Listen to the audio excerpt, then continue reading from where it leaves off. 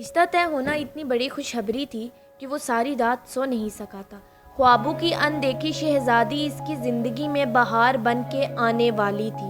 یہ رشتہ اس کی ماں کی کوششوں کا نتیجہ تھا اور پھر اگلے دن وہ اس زبانی کلامی رشتے کو منگنی کی زنجیر پہنانے پہنچ گئی۔ جانے کتنی دیر تک وہ منہ پر صابن رگڑتا رہا، لیکن پوری ٹکیا لگانے کے بعد بھی چہرے کی کالک کو دور نہ کر سکا جو رب نے اس کے نصیب میں لکھ دی تھی۔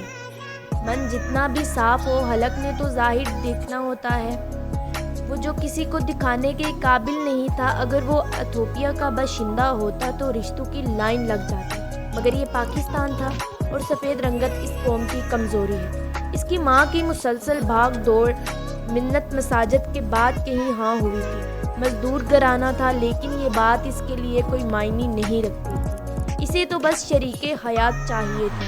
وہ خواب تو وہ ان لڑکیوں کے لیے دیکھتا تھا جن کے ملنے کا وعدہ ہر مومن سے کیا گیا ہے، مگر ان کی موت کے بعد۔ اس میں بڑی رکاوٹ تو زندگی ہے، جبکہ ہر کوئی مرنے سے پہلے اس قسم کی لڑکیوں کا خواب وہاں ہوتا ہے جو حور کا نعم البدل ہو۔ بہرحال وہ لڑک پن کے سپنے تھے، اب وہ بھرپور جوان تھا۔ خون جوان بدن کے تقاضے انسان کو کسی قابل نہیں۔ جوان مرد کو عورت چاہیے ہوتی ہے، چاہے وہ کیسی شکل کی بھی ہو۔ رکشے سے اتر کر وہ ماں کی رہنمائی میں چل پڑا۔ وہاں گلیوں کی حالت بھی ان کے محلے سے مختلف نہیں تھی۔ وہی گندگی، ابلتے گٹر، نالیوں میں بہتا بدبودار پانی، ٹین اور لکڑی کے ٹوٹے پھوٹے دروازے۔ کچھ گھروں کے دروازے نہیں تھے۔ دروازوں کا کام انہوں نے ٹاٹ کے ٹکڑوں سے لیا ہوا تھا۔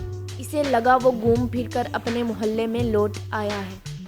ایک کوارٹر نما مکان کے دروازے پر اس کی ماں نے دستک دی۔ دروازہ کھولنے والا ایک کم عمر لڑکا تھا۔ ایک کھانستے بزرگ نے ان کا استقبال کیا۔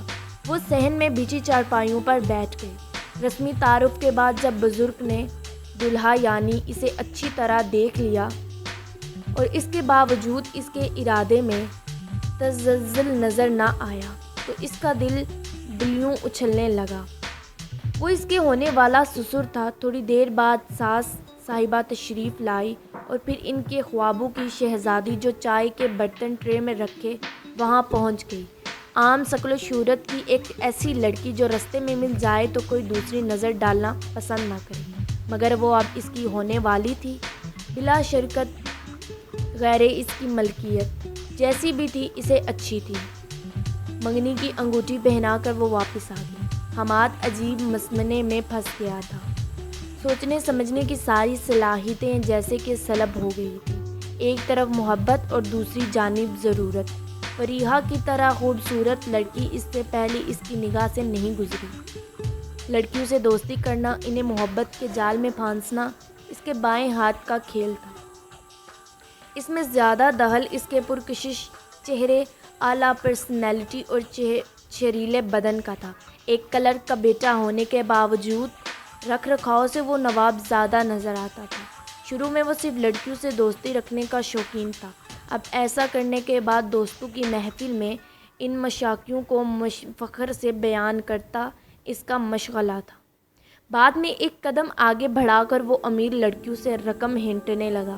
اس مقصد کے لیے وہ عموماً یونیورسٹی میں نئے آنے والی واجبی شکل و صورت کی امیر لڑکیوں کو تاڑتا۔ اس کی اس روش کا خاتمہ مسکان کی یونیورسٹی آمد پر ہوا۔ پہلے پہل ایک سیٹھ زادی کو نقاب اوڑھے دیکھ کر اسے اچنبھا سا ہوا، پھر اسے خیال آیا شاید وہ زیادہ ہی گئی گزری ہے جو نقاب اوڑھتی ہے، مگر نقاب سے نظر آنے والی آنکھیں کوئی اور کہانی سنایا کرتی تھی۔ اس نے بہت دوستیاں ترک کر کے مسکان پر ڈورے ڈالنے شروع کر دیے۔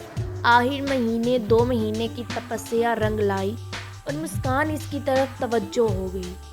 وہ شروع دن سے فاصلہ رکھنے کی قائل تھی۔ اس سے پہلے وہ جتنی لڑکیوں سے ملا تھا وہ مسکان سے بالکل مختلف ثابت ہوئی تھی۔ حماد کو حیرانی ہوئی ایک سیٹھ زادی میں بلا اتنی شرافت اور دینداری کہاں سے آ گئی؟ بہرحال اس کی حیرانی کو مسکان کی نوازشیں زائل کر دیتی تھی۔ مسکان نے اسے معاشی لحاظ سے بے فکر کر دیا تھا۔ آئے روز نئے نئے قیمتی لباس، اعلیٰ کوالٹی کے جوتے، خوشبوئیں اور موبائل فون وغیرہ گفٹ میں دینا نقدی کی صورت اس کی جیب تازہ رکھنا، اس کی تو گویا پانچوں انگلیاں گھی اور سر کڑاہی میں تھا۔ سارے دوست اس کی قسمت پر رشک کرتے تھے۔ مسکان لامحالہ اسے بہت چاہتی تھی۔ اپنی گفتگو میں کئی بار وہ اس بات کا اعتراض کر چکی تھی۔ اسے حماد کی محبت پر فخر ہے، اور یہ کہ حماد اس کی پہلی اور آخری محبت ہے۔ اس کی بات پر حماد کو اس لیے بھی 100% یقین تھا، وہ مذاق میں بھی جھوٹ نہیں بولتی تھی۔ اس کے باوجود اس نے ایک دن ہمت کر کے پوچھ لیا، مسکان، تم جیسی خوش شکل لڑکی کو پہلے کسی لڑکے نے پرپوز نہیں کیا؟ نہیں، اس نے نفی میں سر ہلایا۔ میں نے کبھی کسی کو موقع نہیں دیا، اور نہ ہی محتوط محفل میں شامل ہوتی ہوں، اور نہ کبھی مرد رشتہ داروں سے رابطہ رکھتی ہوں۔ میری ان عادات سے تمام گھر والے نالاں ہیں۔ اس کے علاوہ میں نے نہم کلاس میں ہی نقاب اوڑھنا شروع کر دیا تھا۔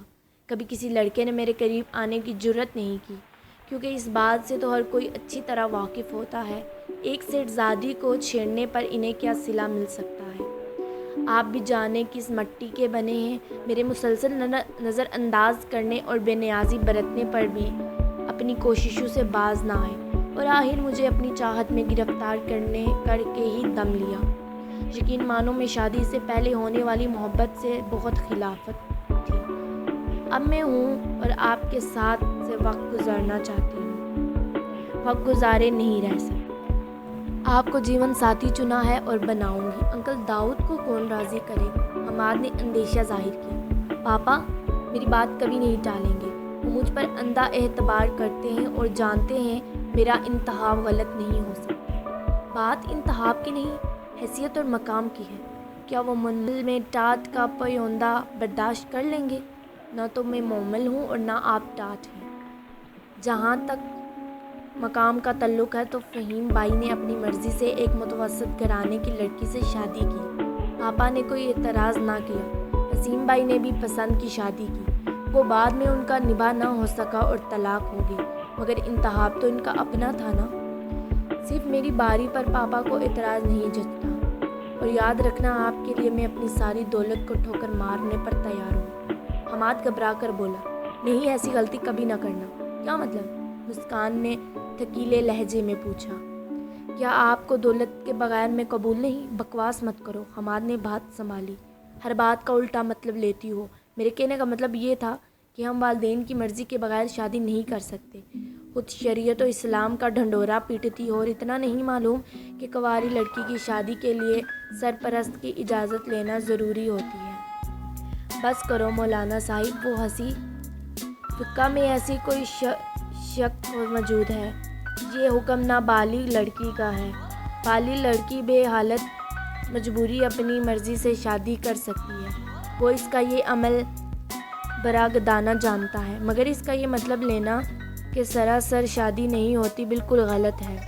میں نے تو سنا تھا نہیں ہوتی۔ حماد گڑبڑا گیا۔ مسکان اطمینان سے بولی، جناب غلط سنا ہے۔ بہرحال پہلے انکل کو راضی کرنے کی کوشش کریں گے، اس کے بعد یہ انتہائی قدم اٹھائیں گے۔ اس بات پر مجھے اصرار کرنا چاہیے تھا۔ مسکان کے لہجے میں شوخی تھی۔